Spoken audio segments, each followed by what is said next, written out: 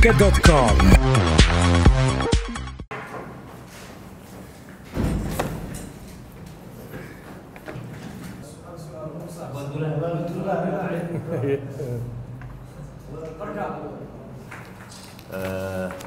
General Abdulrazak, Deputy CDF of Somali National Army.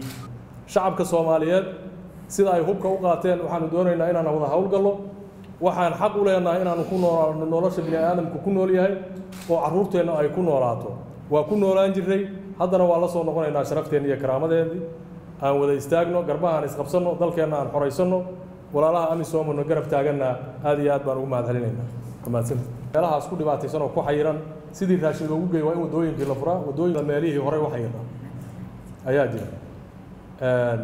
We planned the new offensive, which we named Operation Indian Ocean. You are aware. And this offensive started 2 days ago. And yesterday we already liberated a town in Sector 3. This town is called Teyigro. And this town, as you are aware, is a very strategic and important town. SNA activities, operation on the ground.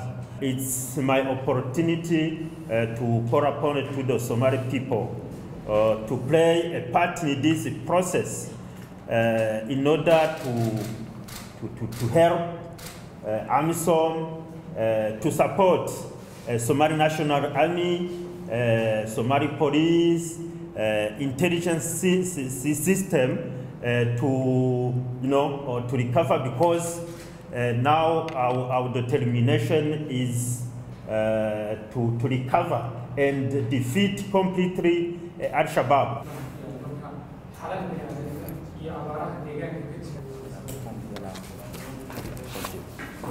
Thank you. calanka.com.